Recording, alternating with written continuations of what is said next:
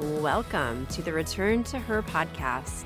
I'm Cassie Dalton, experienced yoga teacher, energy worker, and wellness coach who is passionate about helping women reconnect with their true selves and thrive in all areas of life. Even though I'm still doing the work on my own wellness and spiritual path, my mission now is to guide you in reigniting your inner spark and living in alignment with the unique calling of your soul by honoring your whole being. Let's create a pathway to empowerment, balance, and authentic living. Your journey starts here, and I am so excited to walk beside you. Just a quick reminder before we dive into today's episode. This episode is for informational purposes only. It is not intended as a substitute for professional advice, diagnosis, or treatment. If you're experiencing physical or mental health challenges, please reach out to a licensed professional for support. Welcome back in, everybody. If you have been following along in the first several episodes of this podcast, this episode, I hope, is really going to drive a few points home for you. I am going to repeat a few ideas as a way of pulling everything together, of synthesizing things. But as one of my teachers often says, you don't have to say something new if you say something true. So today I'm going to use that as my permission slip to go back through what we've already been talking about and maybe take it in a slightly different, more actionable direction for you. So in the past few episodes, you've heard me talking about the two passengers that we have along for the ride in life, our ego self and our higher self. Today, we are diving deeper into that concept and taking it in a different direction. So we'll be talking about what it means to react versus respond in any given moment, and how shifting our awareness from ego-driven reactions into a higher self response can change the way that we show up for and experience our life. So let's go back to talking about the soul, the ego, the higher self. Basically, this is just the way that I've come to understand it. Of course, my way of understanding things will probably shift over the years. That's always how it happens. But how I understand it right now is that the soul is really the thing responsible for manifesting your physical body and your mind. Basically, the idea is that energy always precedes matter. Matter is energy, actually. It's just simply a more densified form of energy. And your physical body is the densified form of your soul's energy, which is what allows the soul to take root in this world and experience this physical creation. So your soul creates not only the physical manifestation of the body, like we talked about last week, but it also creates the mind. And I think of the mind as holding two different aspects: the physical mind and the higher mind. For me, I've just been referring to this as the ego self and the higher self. So the physical mind is what helps you interact with the world through your bodily senses. This is also where the ego resides. The ego's job, remember, is to keep you alive, so it is constantly scanning your environment, gathering information, labeling, analyzing, recognizing patterns that form your belief systems. And the ego mind creates and reinforces all of these stories that help you navigate the world. However, this physical mind constructs an illusion of separation, making you feel like an individual that is disconnected from source. This illusion is what allows your soul to have a human experience, an experience that is designed for awakening, for remembering its oneness with source from a new perspective.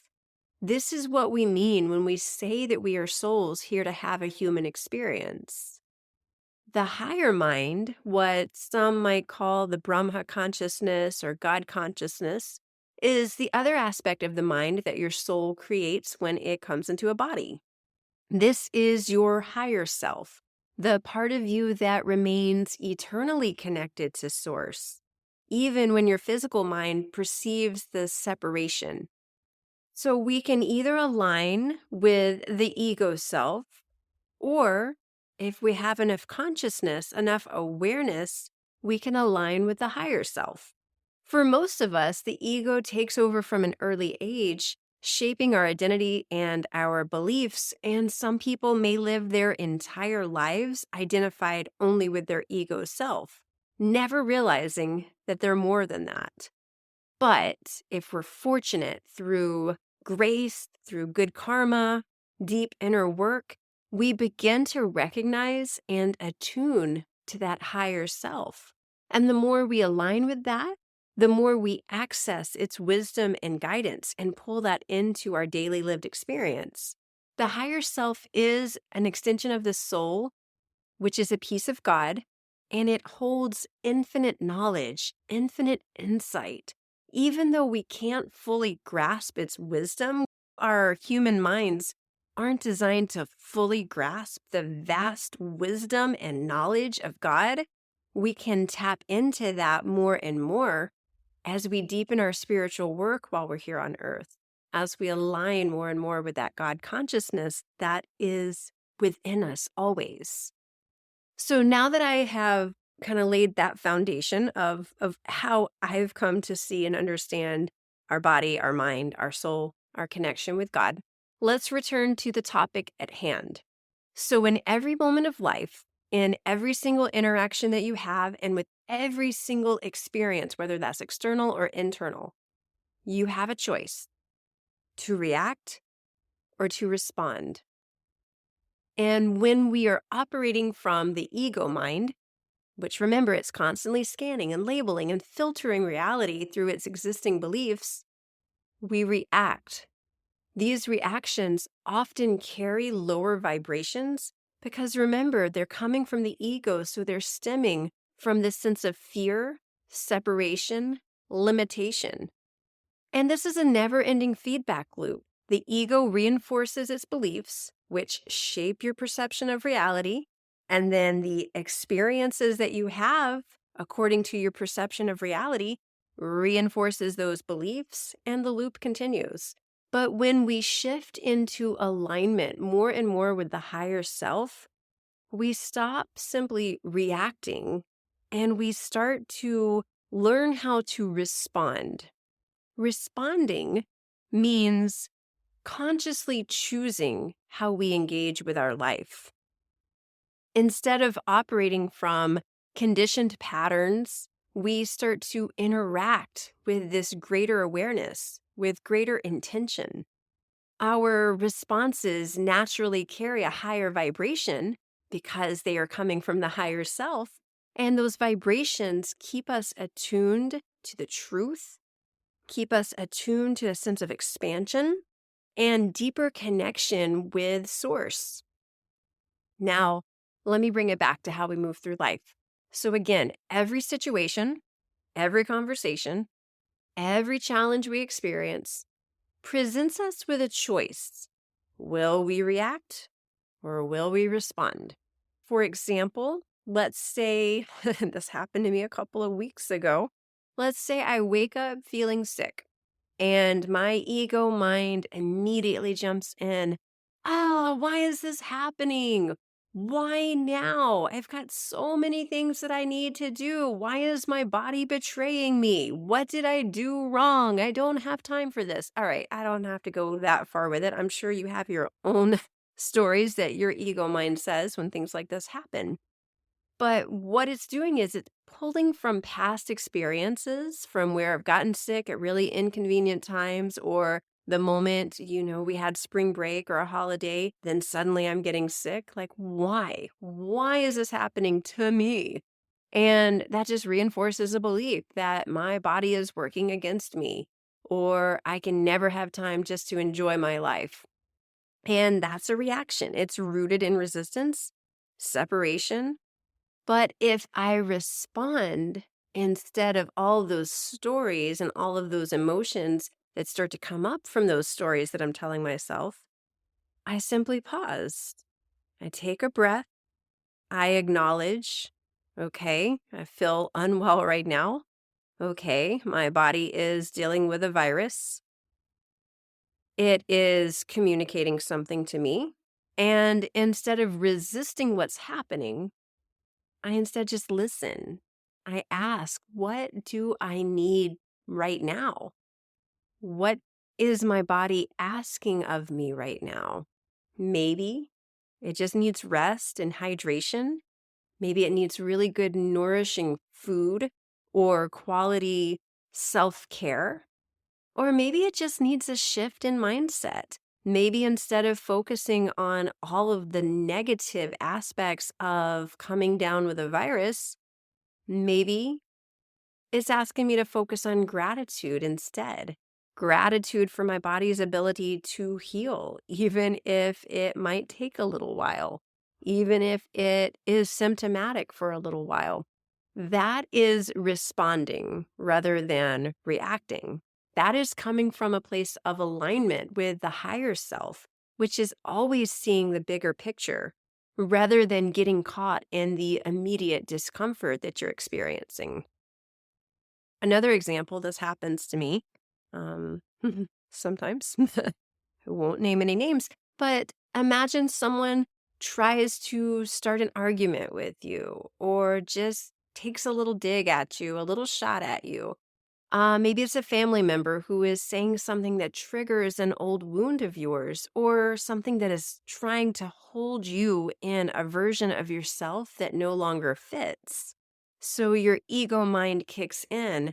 How dare they? Or they don't understand me. They don't see how much I've changed. I need to defend myself.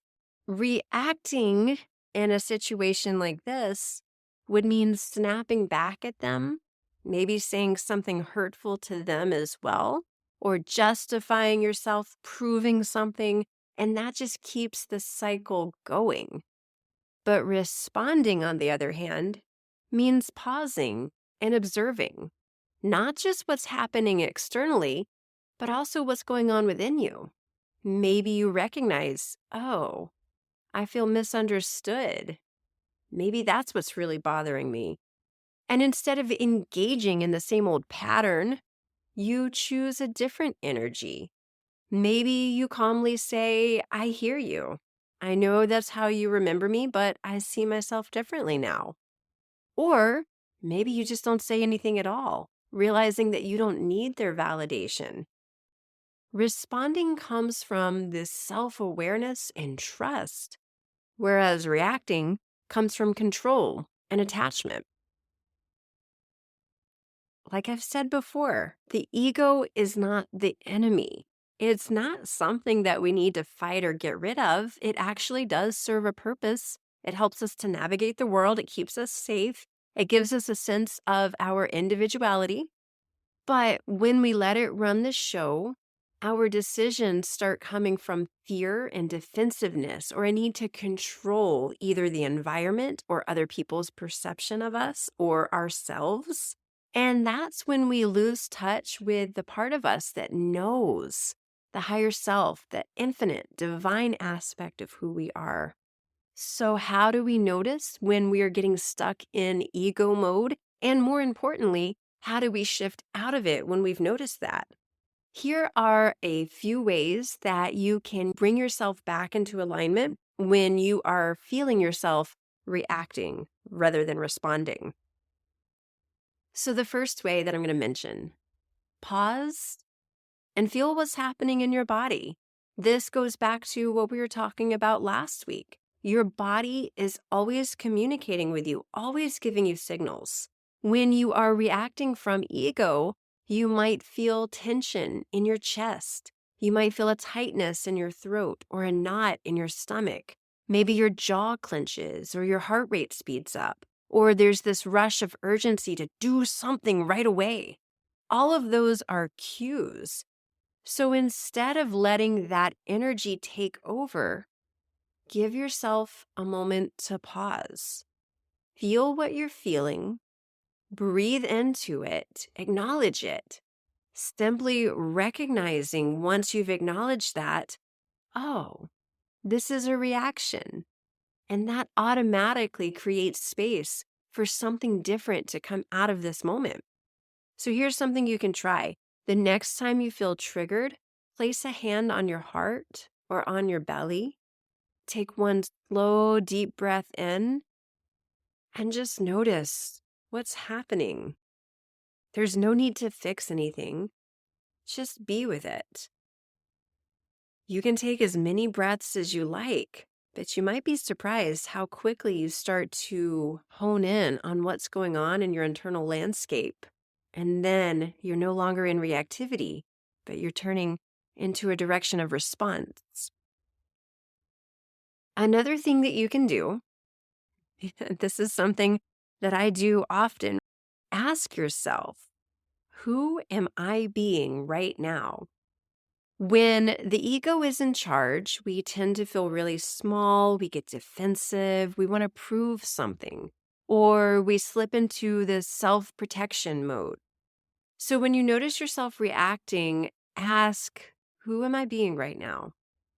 Am I acting from fear, from my wounds, or am I acting from my higher self, the part of me that is wise, unconditionally loving, and always connected? This question is really powerful because it can shift your awareness instantly. And the moment you become aware, you're no longer fully in the reaction. You've stepped outside of it. And that's where you have an opportunity to choose a different path. So you can try this. If you catch yourself in a reactive state, take a deep breath and simply ask, what would my higher self do right now? You don't have to know the answer immediately. Just asking opens the door for her to step in. Another thing you can do, slow it down. The ego loves urgency. It makes us feel like we have to react right now. We have to send that text. We have to make the decision. We have to fix the problem. We have to defend ourselves right now. But most of the time, that's not true. Slowing down gives you access to your higher self so that you can see, well, what would she do in this situation? So if you're feeling this push to react, see if you can step back for a moment. Maybe you say, ooh, let me think about that, and then I'll get back to you. Or you could close your eyes and take a few deep breaths before you respond. Even that short pause, again, it can shift everything. So try this. The next time you feel an urgency to do or to react, say to yourself, I don't have to respond right away. Let me pause. And then just breathe. Give yourself that space. A fourth thing you can do is you can shift from me versus them to we. One of the biggest clues that the ego is leading is when we feel like it is us against them. The need to be right, that feeling of separation, the me versus they, this story that someone is doing something to me. But because the higher self comes from God and everything is God, everything is source, everything is connected, the higher self will see everything as being connected. It asks instead, how can I see this differently? How can I come from a place of love instead of fear? So the next time you feel resistance towards someone, try shifting your perspective. Instead of, they don't respect me, they don't understand me, they don't accept who I am. What if the truth is they are acting from their own wounds, from their own ego self, and it's not personal. It's not about me. Shifting your way of thinking allows for a little bit more love to come in, a little bit more compassion, and it depersonalizes the situation. So you recognize it's not you versus them. We're all in this together. A fifth thing you can do, recognize the ego's stories and then rewrite them. We've been talking about this in a couple of episodes. So the ego creates these stories to keep us safe. But a lot of the time, those stories are not actually true. and they're based on old wounds or past experiences or fears about the future, if you notice yourself thinking, "Oh, they don't care about me," or "I'm not good enough," or "this always happens to me," pause. Ask yourself, is this really the truth? And most of the time, it's not. Instead of letting these stories take over and shape your perception of what's going on, see if you can rewrite them in a way that feels a little bit more aligned with your higher self. So you can try this. If you catch yourself in a negative thought spiral, stop and ask, what is another way I can see this? And again, what would my higher self say? Number 6, reconnect through breath or through stillness. When in doubt, breathe it out. Nothing shifts your energy faster than taking a moment to breathe deeply and then allowing yourself to feel that breath as it comes in, to feel that breath as it leaves.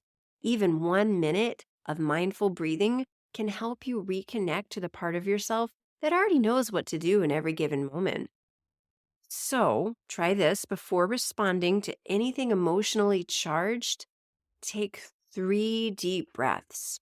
Inhale for a count of 4, hold for a count of 4, and then exhale for a count of 6 to 8.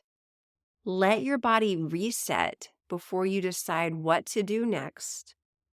That way, what you do next will be more of a response rather than a reaction. So the more we practice these things, the easier and the more automatic they become.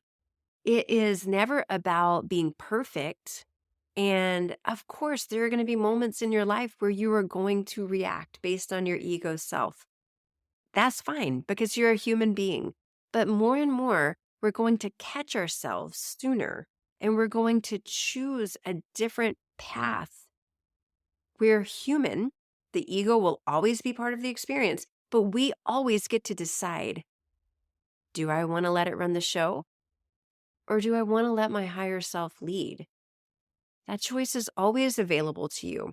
And every time you choose alignment and response over reaction, you are strengthening your connection to your higher self, the part of you that is infinite, wise, and deeply, deeply loving. So here are some closing thoughts just to wrap this up. Through our awareness, we can choose which aspect of our mind we align with.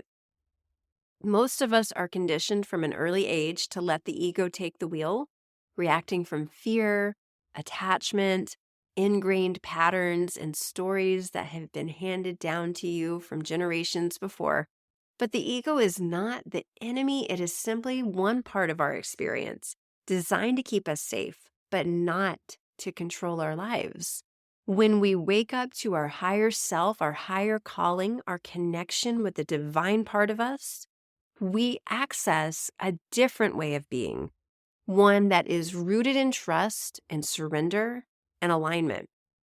By recognizing when we're operating from the ego versus aligning with the higher self, we can reclaim our power, shifting from resistance to surrender, from fear to trust, from separation to connection. So the next time life presents you with a challenge, ask yourself, am I reacting or am I responding? One will keep us in cycles of suffering and separation, and the other will lead us toward peace, expansion, and connection with Source and with each other. Thank you so much for being here today, for doing this really deep work, for returning to who you really are. If this episode resonated with you, it would really mean a lot to me if you shared it with a friend or with a loved one. It would also be really great, whatever platform you're listening through, if you could leave a review, because that will help this podcast become more visible to other people who need to hear these messages. You can also reach out and let me know your thoughts. No matter where you're listening, there should be a link at the very top of the show notes that says, send me a text. I can't respond to those messages, but I can read them and they inspire me. You can also subscribe to my mailing list. That'll be the next link that you see in the show notes. That way you don't miss any episodes or any blogs that I post. When I send these weekly emails to people that have subscribed, you can respond directly to my email and let me know what's going on in your life and how I can serve you. You can also connect with me through my website, wholebeingjourney.com. Again, thank you guys so much for tuning in today. I hope that this episode served you well, and I can't wait to see what next week brings for us. I'll see you then when we return to her.